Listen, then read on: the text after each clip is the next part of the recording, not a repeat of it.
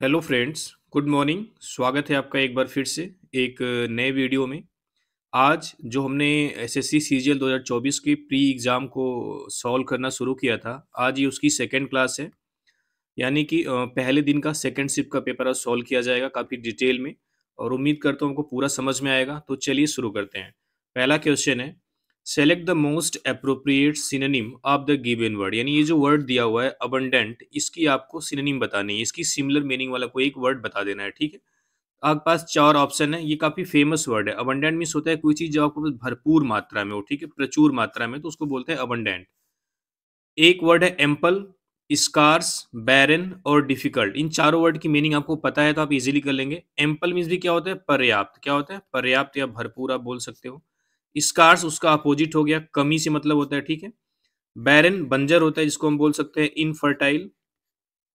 Difficult आपको पता है ये हार्ड होता है। ठीक है, तो एम्पल मीन्स हो सकता है अबंडेंट का ये सिमिलर मीनिंग है, सिनोनिम्स। ठीक है, तो अबंडेंट की मीनिंग क्या हो जाएगी, एम्पल।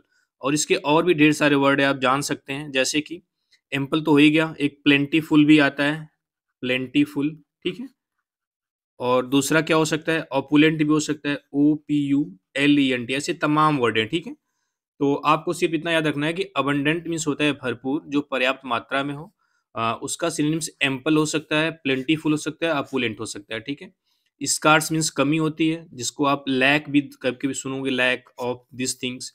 तो बैरन, बैरन मीन्स होता है बंजर, जिसको हम इनफर्टाइल बोलते हैं। ठीक है, या अनप्रोडक्टिव भी बोल सकते हो, अनप्रोडक्टिव। क्या बोल सकते हो, अनप्रोडक्टिव, जिसमें कुछ उत्पादन ना हो। ठीक है, डिफिकल्ट मतलब हार्ड।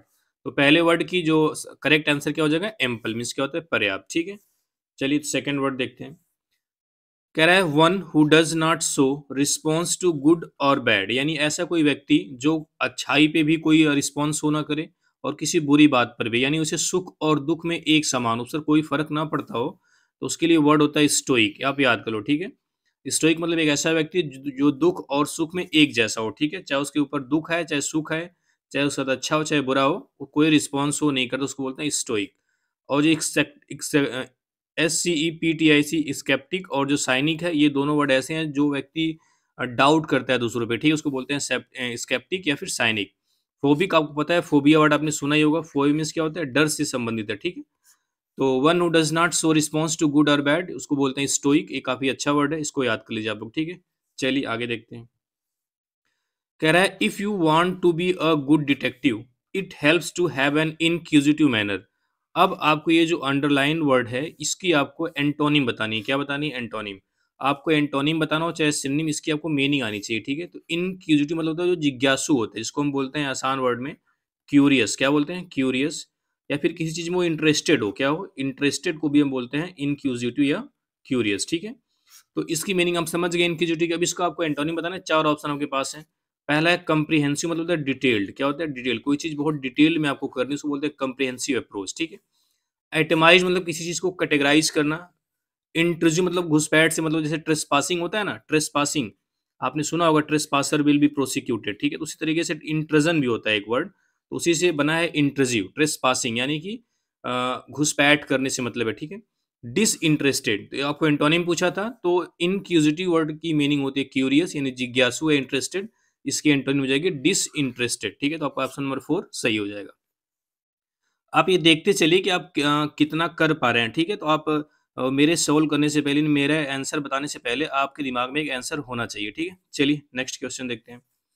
कह रहा है that expresses given sentence in the active voice. यानी ये सेंटेंस आपका पैसिव वॉइस में है। आप पहचान ही गए होगे अगर रीडिंग आप मेरे साथ कर रहे हो, तो वाज के साथ वर्ब की थर्ड फॉर्म आई है, पैसिव वॉइस है ही।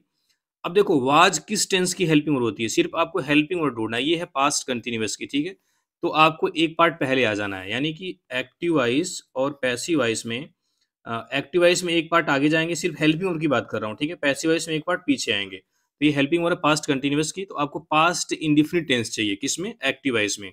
और ऑब्जेक्ट सब्जेक्ट हो ही जाएगा, सब्जेक्ट ऑब्जेक्ट हो ही जाएगा, वर्ब की थर्ड फॉर्म लगेगी लगेगी। तो बाई यस, जो बाई के बाद होता है जनरली वही क्या होता है, ऑब्जेक्ट होता है, इसको सब्जेक्ट लाइए। तो अस का हो जाता है वी। यहाँ पे ऑब्जेक्टिव केस में अस होता है और सब्जेक्टिव केस में क्या हो जाएगा, वी। तो वी आपको चाहिए पास्ट इंडिफिनिट टेंस। हैड आपका गलत हो जाएगा, डिड नॉट ये दो सही हो सकता है। ठीक है, और आपको ये भी पता है कि डू, डज, और डिड, ये तीनों जब हेल्पिंग वर्ब होती है इनके साथ हमेशा V1 लगता है। क्या लगता है? V1। तो देखो, डिड के साथ क्या लगा है? प्रिपेयरिंग, गलत हो जाएगा। डिड के साथ प्रिपेयर लगा है, डिड नॉट से प्रिपेयर लगा है। लेकिन अगर एक्टिव वॉइस या पैसिव वॉइस की सेंटेंस नेगेटिव है, तो जो हम चेंज करेंगे वो भी नेगेटिव होगी। तो we did prepare the meal, ये गलत हो जाएगा। क्या हो जाएगा? We did not prepare the meal. तो इसका passive voice the meal was not prepared by us. तो ऑप्शन नंबर 2 क्या हो जाएगा? इसका सही हो जाएगा। ठीक है, चलिए आगे देखते हैं। कह रहा है कि इसमें भी क्या करना है? एक्टिव वॉइस में ही जाना है, यानी सेंटेंस पैसिव वॉइस में। अब देखो, एक मॉडल वर्ब होती है कैन, कुड, मे, माइट। तो मॉडल वर्ब का पैसिव वॉइस बनाते समय क्या करते हैं? जब एक्टिव वॉइस से पैसिव वॉइस बनाते हैं, तो मॉडल वर्ब मान लो हम कैन को ले लेते हैं, ठीक है? तो कैन को सिर्फ क्या कर देंगे? कैन बी कर देते हैं, यानी बी लगा देते हैं। यानी एक्टिव वॉइस से पैसिव वॉइस जाते टाइम आपको बी लगाना है, और पैसिव वॉइस से एक्टिव वॉइस आते टाइम बी हटा देना है। ठीक है, यहाँ पे मस्ट बी है तो बी आपको हटाना है। ठीक है, और ऑब्जेक्ट, सब्जेक्ट, सब्जेक्ट ऑब्जेक्ट होगा ही, वर्ब की थर्ड फॉर्म लगेगी लगेगी। बाय यू, यानी यू से सेंटेंस शुरू होगा। यू, ये मॉडल वर्ब भी वही होगी, यानी यू मस्ट देखो कहाँ है? शुड है, कोई मतलब आपको सोचना ही नहीं है। ये भी गलत, ये भी गलत, सिर्फ इसमें है चौथे में। You must do the homework. तो इसका अगर पैसिव वॉइस सब चेक करना चाहिए, the homework must be done by you. ठीक है, आपका ऑप्शन नंबर 4 सही हो जाएगा। ठीक है, उम्मीद करता हूँ आपको समझ में आ रही होगी चीजें। अगर आप थोड़ा सा पहले से एक्टिव स्पेसिस पढ़े हैं तो आपको और आसानी होगी। ठीक है, चलिए नेक्स्ट क्वेश्चन देखते हैं। अब कह रहे हैं इसमें करेक्टली स्पेल्ड सेंटेंस आपको बताना है कि इसमें कौन सा ऐसा सेंटेंस है जिसमें कोई स्पेलिंग एरर नहीं है। तो आप एक बार अगर आप प्रैक्टिस में हो तो आपको देखते ही समझ जाना है कि आपको किस वर्ड पे ध्यान देना है। तो आपको मिलेगा एक डेफिनेटली वर्ड बीच में है, इसकी स्पेलिंग चारों में अलग अलग है, यानी इसी पे आपको ध्यान देना है, बाकी पे आप ध्यान नहीं देंगे तब भी कोई दिक्कत नहीं है। ठीक है, तो डेफिनेटली की स्पेलिंग आपको याद होनी चाहिए, DEFINITELY होती है। ठीक है, डेफिनेट में LY लगता है, तो आपका पहला ऑप्शन सही हो जाएगा। इसमें डेफिनेटली की स्पेलिंग करेक्ट है। ये भी गलत है, ये भी गलत है, ये भी गलत है। ठीक है, चलिए आगे देखते हैं। उम्मीद करता हूँ ये समझ में आ रहा होगा आपको।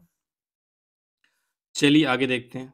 क्वेश्चन नंबर 7 कह रहा है select the most appropriate synonym of the underline word, यानी जो अंडरलाइन वर्ड है ऑर्गेनाइज, इसकी आपकी सिनोनिम बतानी है। तो I would love to organise the farewell party at my house. Organise मतलब होता है अरेंज करने से मतलब है। ठीक है, ये आसान वर्ड है, काफ़ी आसान है। ऑर्गेनाइज मतलब आयोजित करना, एक तरीके से अच्छे तरीके से। अब इसमें 4 वर्ड आए हुए हैं। खैर इसका तो बहुत आसान है। डिरेंज एक अच्छा वर्ड है। डिरेंज मीन्स क्या होता है? डिरेंज मीन्स होता है इनसेन करना, किसी को पागल करना। ठीक है, डिरेंज मतलब क्या होता है?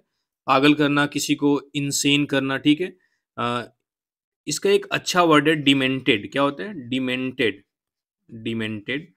या फिर एक बर्जर्क भी आता है, गो इनसेन, बर्जर्क। जैसे क्रिकेट भी आप देखते होगे तो कभी कभी जो हेनरी क्लासन है वो जब बहुत तेज मारता है तो कमेंटेटर बोलता है गो वेंट बर्जर्क, यानी कि वो बिल्कुल पागल सा हो गया है। यहाँ पे बर्जर्क और डिमेंटेड और डिरेंज, ये तीनों वर्ड की मीनिंग सेम है, तीनों वर्ड अच्छे हैं।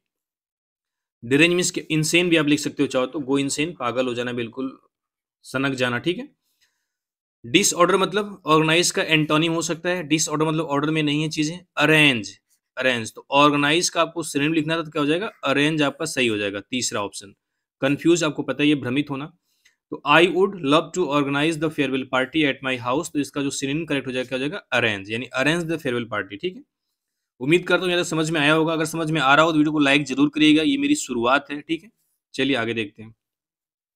अब ये पैरा जंबल आ गया, सेंटेंस को आपको एक क्रम में सेट करना है। ठीक है, तो इसके लिए भी आपको थोड़ी सी आपका ग्रामर, थोड़ा सा वोकेबुलरी और फिर थोड़ा सा रीडिंग कंप्रेंशन आपका मजबूत होगा तो आप आसानी से कर लेंगे। ठीक है, तो आपके पास OPQRS 5 सेंटेंस है, आपको इसमें इसको एक ऑर्डर में करना है। ठीक है, तो कभी कभी आप ऑप्शन से भी ट्राई कर सकते हो, जैसे जो चीज़ पहला लेटर जिसमें ज़्यादा बार आए उससे आप ट्राई कर सकते हो। SP, यानी आपको या तो S को पहले रखना है या तो P को रखना है। ठीक है, देखो एस को रखोगे तो क्या है? टू ट्राई देयर स्किल, ये कुछ उतना सेट नहीं हो रहा है। देखो इसमें सबसे पहले आपको पता ही कोई भी सेंटेंस शुरू होता है नाउन से या प्रोनाउन से। ठीक है, प्रोनाउन से तो नहीं शुरू होता है, नाउन से शुरू होता है, उसके बाद उसके बदले में प्रोनाउन आता है। ठीक है, तो पहला सेंटेंस आपका ये पी से है ना। देखो द सिटी बस वाज ओवर क्राउडेड, जो सिटी बस थी वो ओवर क्राउडेड थी, यानी इसमें बहुत ज्यादा भीड़ थी।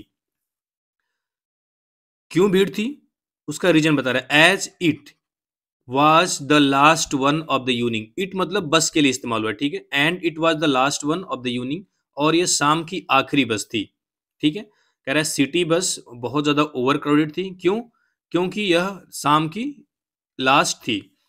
एंड और दिस गेव एन अपॉर्चुनिटी, यह चीज एक अवसर देती है, मौका देती है, टू द पिक पॉकेट्स, जेब कतरों के लिए, टू ट्राई देयर स्किल, अपनी स्किल को ट्राई करने के लिए, ठीक है। तो ये देखो जो क्यू आर एस है ये एक साथ आ रहा है, देखो, and this gave an opportunity to the pick pockets to try their skill.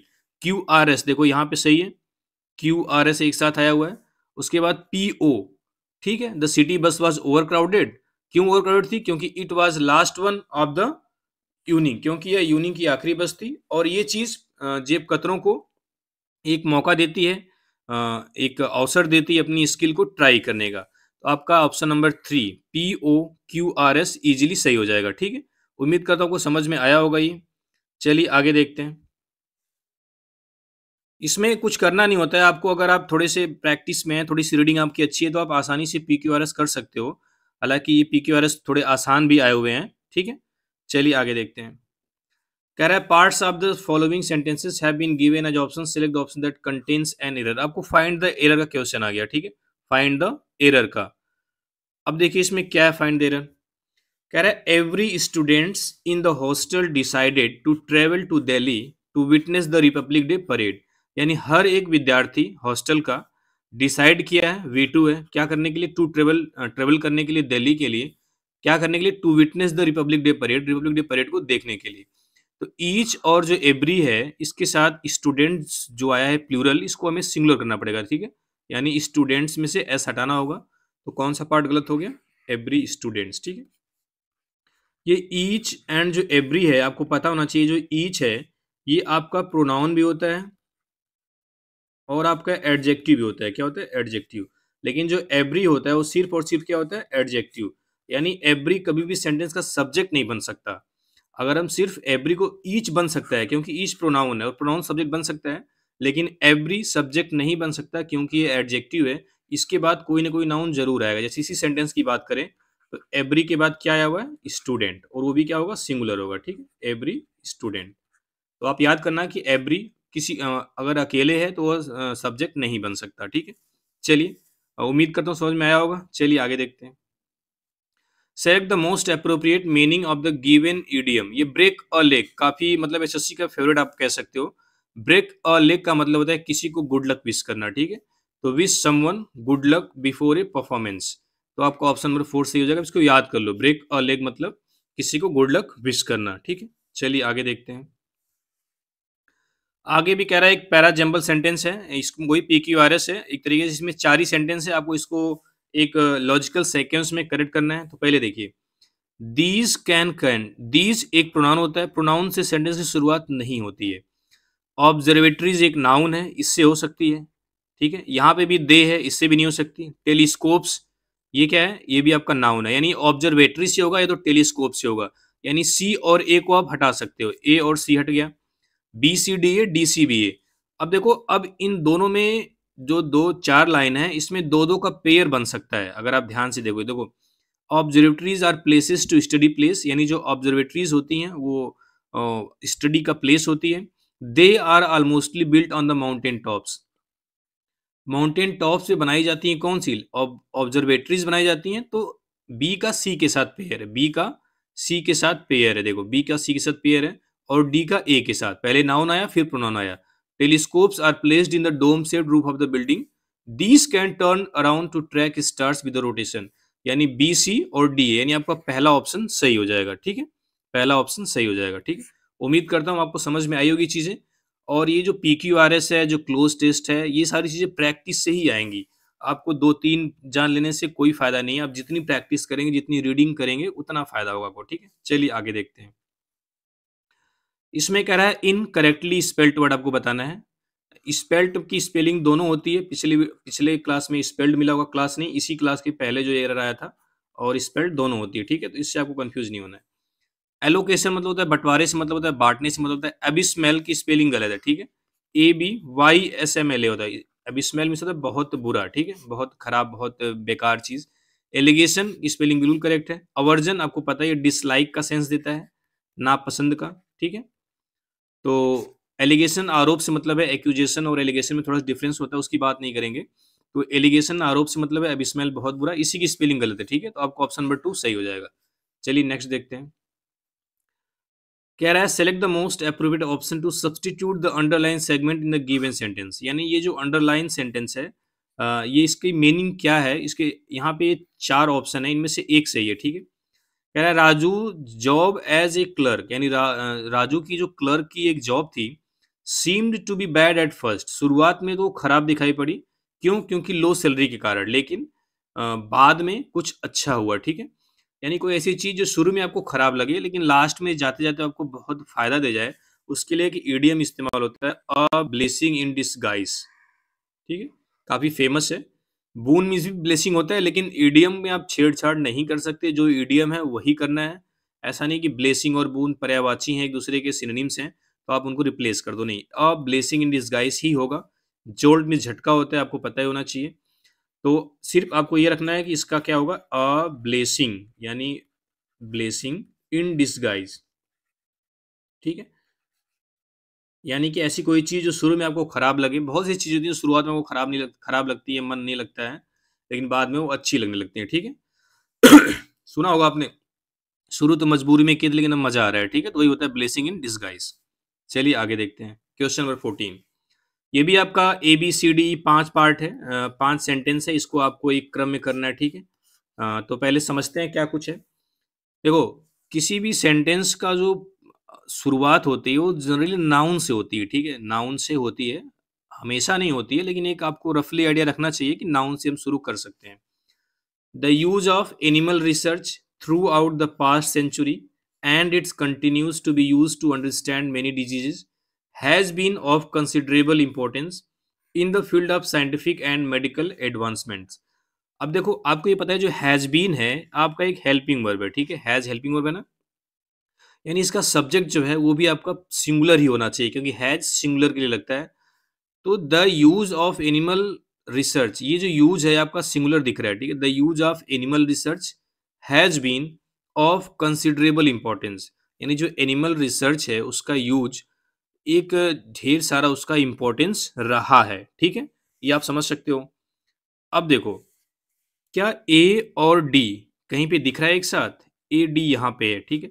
अब एक बार आपको लग रहा है डाउट है तो इसको आगे और पढ़ लीजिए, ई को भी मिला लीजिए। Has been of considerable importance in the field of scientific and medical advancement, बिल्कुल सही बैठ रहा है। Throughout the past century, ये भी सही आ रहा है। And it continues to be use to understand many diseases, ये भी सही है। तो ठीक है, आपको ऑप्शन नंबर 3 सही हो जाएगा, ऑप्शन नंबर 3 सही हो जाएगा, ADEBC, ठीक है। तो ऐसे ऐसे करके हो सकता है आपका एक बार में सही हो जाए, या फिर अगर आपकी प्रैक्टिस है तो एक बार में सही हो ही जाना है, ठीक है। हैज बीन का आपको सब्जेक्ट ढूंढो, सब्जेक्ट आपको ढूंढते ढूंढते आपको पता चलेगा कि पहली line the use of animal research में जो द यूज है इसका सब्जेक्ट बन सकता है। उसके बाद आप ऑप्शन में जाओ तो आप धीरे धीरे मैच कराओगे तो सारी चीजें मिलने लगेंगी, ठीक है, तो ऐसे भी आप टैकल कर सकते हो, ठीक है। चलिए नेक्स्ट क्वेश्चन देखते हैं। कह रहा है underline select the most appropriate option that can substitute. इसमें आपको यहां से जो did not get their money's worth को रिप्लेस करना है। ये जो 4 ऑप्शन है उनमें से किसी से एक से, ठीक है। अगर आपको लगता है कि नहीं रिप्लेस करने की जरूरत है तो आप नो सब्स्टिट्यूशन कर सकते हैं। चलिए देखते हैं। Spreading awareness about the rights of the consumers, यानी कि कंज्यूमर्स के जो अधिकार हैं उनके बारे में जागरूकता फैलाना। And the relief open to them, और उनके लिए जो रिलीफ है, जो राहत का कार्य है उनको प्रोवाइड करना, ठीक है। इन केस यदि they did not get their money's worth of goods and service, यदि उनको अपनी जो गुड्स एंड सर्विस है उसकी जो प्रॉपर वैल्यू, उसको जो प्रॉपर पैसा नहीं मिलता है तब, ठीक है, उनको जो पैसा मिलना चाहिए या फिर जो वैल्यू मिलनी चाहिए वो नहीं मिलता है, तो हैज राइटली बीन आइडेंटिफाइड, इसको सबसे पहले आइडेंटिफाइड किया गया है एज द फर्स्ट प्रायोरिटी, पहली प्रायोरिटी के रूप में। यानी कि जो ये जो हैज बीन लगा है इसका सब्जेक्ट क्या है, स्प्रेडिंग अवेयरनेस, ठीक है, जागरूकता फैलाना।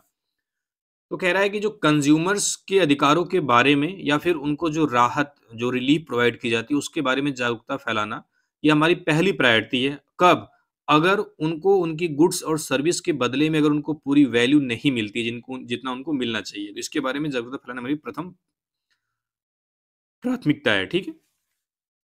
देखो, they did not get their money's worth, they consumers के लिए इस्तेमाल हुआ है।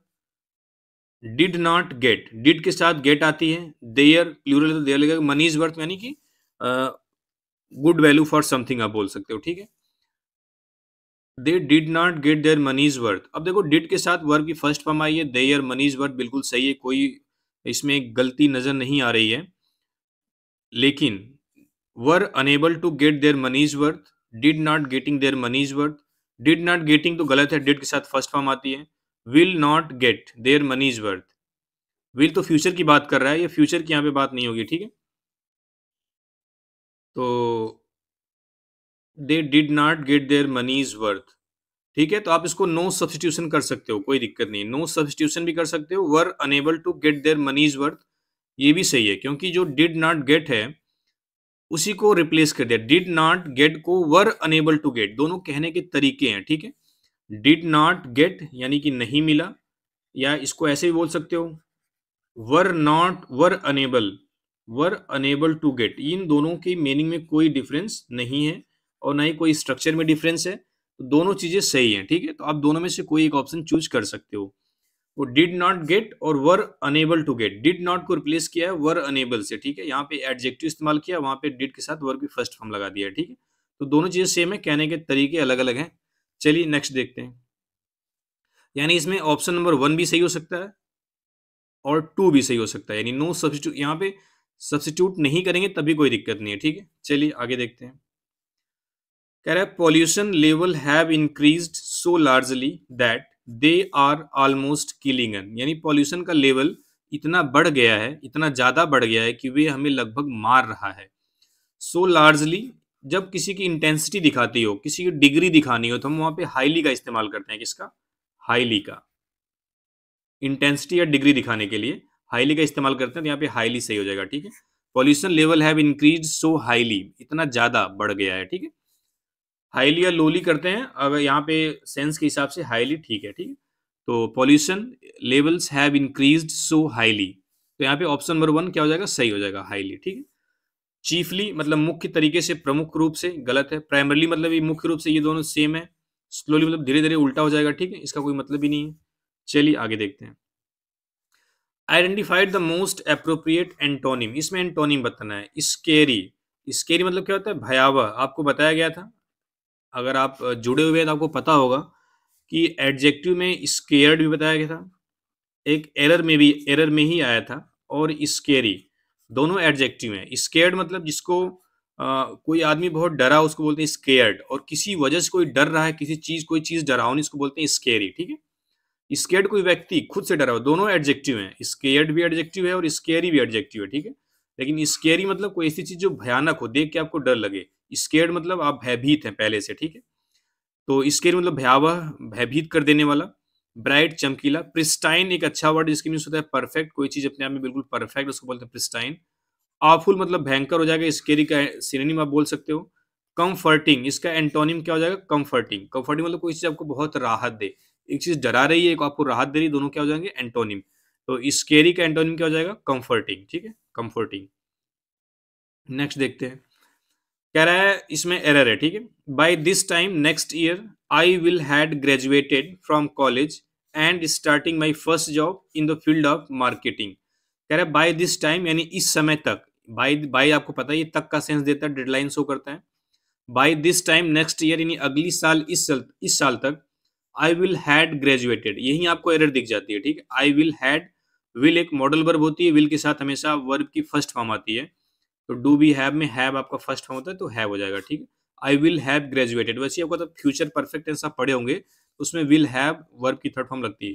तो आई will have graduated from college and starting my first job in the field of marketing. कह रहे अगले साल इस समय तक मैं कॉलेज से ग्रेजुएट कर चुका हूँगा और मार्केटिंग के फील्ड में अपनी जॉब शुरू कर चुका हूँगा, ठीक है। तो ठीक है, आप विल के साथ हैव लगा दो और बाकी पे ध्यान देने की जरूरत नहीं है, ठीक है। आई विल हैव ग्रेजुएटेड, ठीक है, सही है। ये कौन सा पार्ट सही जगह? पार्ट नंबर 4 में एरर है, आई विल हैड नहीं होगा, क्या होगा? आई विल हैव ग्रेजुएटेड, ठीक है। चलिए नेक्स्ट देखते हैं। ये स्टार्टिंग को भी आप एरर के मान के इसको सही करने की कोशिश कर सकते हो, लेकिन दो पार्ट में एरर हो जाएगी। स्टार्टर अगर आप करोगे, यानी अगर विल हैव के साथ इसको भी जोड़ोगे तो ये वर्ब की थर्ड फॉर्म लग जाएगी, लेकिन एरर दो पार्ट में हो जाएगी, तो आपको उसको ध्यान नहीं देना है, आपको सीधे विल हैव करना है। आपको बड़ी एरर दिख रही है, ठीक है। I will have graduated. आगे देखते हैं। Elizabeth stood at the piano which did nothing to allay his anxiety. आपको एंटोनिम बताना है, ये जो वर्ड है एले का। तो एले एक अच्छा वर्ड है, ये काफी एग्जाम में आया हुआ है, जिसके मीन्स होता है किसी चीज को कम करना। हिज एंजाइटी यहाँ भी उसकी चिंता को कम करने की बात कर रहा है। तो एले के कई मीनिंग होते हैं। पहला तो एले मीन्स होता है किसी चीज को सूद करना, SOOTH, कम करना। एलिविएट भी आप बोल सकते हो, एलिविएट, ठीक है। अ, एक तो इसमें सिनोनिम आया, ये मोलिफाई मीन्स भी क्या होता है, एले की सिनोनिम्स है, ठीक है। तो आप एसएससी के एग्जाम में देखोगे जब एंटोनिम पूछता है तो उसका सिनोनिम भी दिया होता है, ठीक है। मिटिगेट भी देखो उसका सिनोनिम है, मिटिगेट मीन्स भी क्या होता है किसी चीज को कम करना, ठीक है। तो ये मिटिगेट और मोलिफाई ये दोनों सिनोनिम हो गए, इन दोनों की सेम मीनिंग है, यानी ये दोनों तो हो ही नहीं सकते, क्योंकि आपको एंटोनिम पूछा है, दो सिनोनिम एक साथ आ गए, यानी कि इनका और इनका मतलब एक ही है, और जिसका मतलब क्या है, एले से ही मतलब है। एग्रेवेट मीन्स होता है किसी चीज को बढ़ा देना, ठीक है। एग्रेवेट मतलब बढ़ा देना, इंक्रीज आप आसान वर्ड में लिख सकते हो, बढ़ा देना, ठीक है। तो इसका सही ऑप्शन नंबर 4 हो जाएगा, ठीक है, एग्रेवेट, बढ़ा देना। ये आप मिटिगेट और मोलिफाई दोनों क्या है, सिनोनिम्स हैं, ठीक है, जिसके मीन्स किसी चीज को कम करना। एग्रेवेट मतलब बढ़ा देना, बदतर करना, ठीक है। उम्मीद करता हूँ ये समझ में आया होगा। चलिए आगे देखते हैं। मोस्ट एप्रोप्रिएट सिनोनिम, इसमें आपको सिनोनिम बतानी है बर्जर की। बर्जर्क मीन्स इंसेन बताया था, पागल हो जाना, सनक जाना, ठीक है। एक वर्ड इसी इसी न्यूज में, न्यूज सॉरी, इसी पेपर के सोल्यूशन में आया था, डिरेंज्ड ऑप्शन में था, ठीक है। उसी टाइम मैं डिमेंटेड भी बताया था, ठीक है, डिमेंटेड, तो वो यहीं आ गया। तो बर्जर की क्या हो जाएगा, डिमेंटेड ऑफ की श्रेणी में, जिसमें होता है पागल हो जाना, सनक जाना। एब्सर्ड मतलब होता है रेडिकुलस, बिल्कुल बेतुका।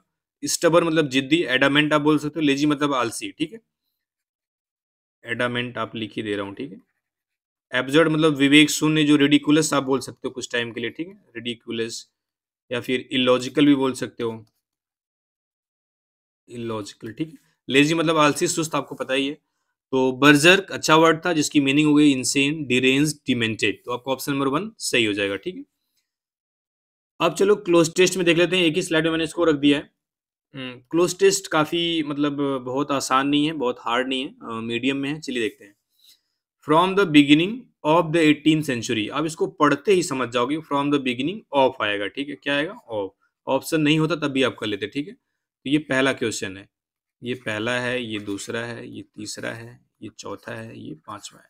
तो from the beginning of the 18th century, यानी 18वीं शताब्दी की शुरुआत से, ठीक है। तो ऑफ आपका पहला ऑप्शन ऑफ से ही हो जाएगा, ठीक है।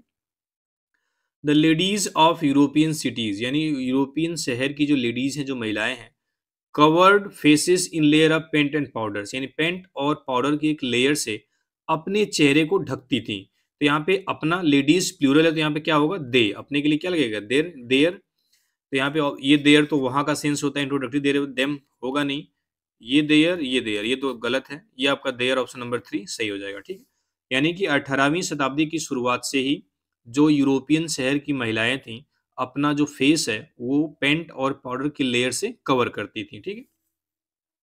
This particular fashion was largely broad, यानी ये जो विशेष फैशन था वाज लार्जली ब्रॉड, वह लाया गया था by the urgent need to disguise the ravages of smallpox. ये जो रेवेज वर्ड है अच्छा वर्ड है, जिसका मतलब होता है इल इफेक्ट, या फिर आप बोल सकते हो दुष्परिणाम, ठीक है, या उसका साइड इफेक्ट आप बोल सकते हो, ठीक। तो या फिर डैमेजिंग इफेक्ट भी बोल सकते हो। जो RAVAGE है, इसका मतलब होता है डैमेजिंग इफेक्ट, डैमेजिंग इफेक्ट, ठीक है, या फिर इल इफेक्ट भी बोल सकते हैं, यानी उसका दुष्परिणाम, जो अभी पता चलेगा आपको क्यों ऐसा है। ऑफ स्मॉल पॉक्स, यानी जो स्मॉल पॉक्स जो चेचक होता है, उसका जो दुष्परिणाम था, उसको छिपाने के लिए उस समय की अर्जेंट नीड थी, इसलिए ये फैशन लाया गया था। कौन सा fashion, layer of paint and powders लगाना अपने चेहरे पे। तो ब्रॉड के साथ देखो, to, around, about and within, ये 4 ऑप्शन है। तो ब्रॉड अबाउट एक फ्रेजल वर्ब होती है, ब्रिंग अबाउट, ब्रिंग अबाउट, जिसकी मतलब है किसी चीज का होना, किसी चीज का होना, तो ब्रिंग अबाउट यहाँ पे बिल्कुल सही है, ठीक है। यानी कि this particular fashion was largely brought about by the urgent need to disguise the ravages small pox, यानी कि उस समय के स्मॉल पॉक्स का जो डैमेजिंग इफेक्ट था, जो उसका प्रभाव था, उसको छिपाने के लिए यह अर्जेंट नीड थी कि इस फैशन को लाया गया था, इस फैशन को हैपन हुआ ये फैशन, ठीक है। Left there faces pitted and scarred. अब देखो स्मॉल पॉक्स के बारे में बता रहा है कि लेफ्ट देयर फेसेस, जो उनके चेहरे को पिटेड मतलब ये वही मार्क से मतलब है। तो पिटेड वर्ड है, पिटेड। पिटेड और स्कार्ड दोनों मतलब सेम ही है। पिटेड मतलब मार्क या ब्लेमिश, ब्लेमिश भी होता है दाग धब्बा, तो ब्लेमिश्ड भी आप बोल सकते हो या फिर मार्क्ड ही बोल दो, ठीक है। पिटेड को क्या बोल सकते हो, ब्लेमिश या फिर मार्क्ड, MARKED, यानी जो दाग और धब्बे थे, विच लेफ्ट देयर फेसेस। देखो यहाँ पे ऑप्शन में 4 ऑप्शन है, हु, दैट, विच और व्हेन। तो हु तो लगेगा नहीं, हु तो आपको पता ही है कि लिविंग थिंग्स के साथ लगाते हैं। व्हेन की जरूरत ही नहीं है, व्हेन मतलब जब, एक टाइम बताता है। दैट और विच दो ऑप्शन आपके पास हैं, that left there faces pitted and scarred या फिर विच। तो यहाँ जो कॉमा लगा है इसकी वजह से यहाँ पे हम क्या लगाना पड़ेगा, विच, ठीक है। कॉमा के बाद विच आता है, दैट बिना कॉमा के आएगा, ठीक है। तो small pox which left there faces pitted and scarred, आपको पता है विच का एंटीसीडेंट है, ठीक है, स्मॉल पॉक्स। तो small pox left there faces pitted and scarred, उनके चेहरों को दाग और धब्बे से भर देता था, ठीक है। ड्यूरिंग दिस सेम पीरियड, इसी इसी टाइम के दौरान, the beauty spot was introduce, यानी ब्यूटी स्पॉट को इंट्रोड्यूस किया गया, लाया गया, to cover up facial defect, एक फेशियल डिफेक्ट को कवर अप करने के लिए। अब cover for, cover up, to on, तो आपको पता ही कवर अप आपने सुना ही होगा, कवर अप मीन्स क्या होता है, किसी चीज को छिपाना, कवर अप करना, किसी को छिपाना, हाइड। यानी जो फेशियल डिफेक्ट था, जो फेशियल कमी थी, चेहरे की जो कमी थी उसको छिपाने के लिए उस वक्त फेस ब्यूटी स्पॉट को इंट्रोड्यूस या लाया गया। तो ये थी सेकंड पेपर का सॉल्यूशन। उम्मीद करता हूँ को समझ में आया होगा। चलिए, थैंक यू वेरी मच।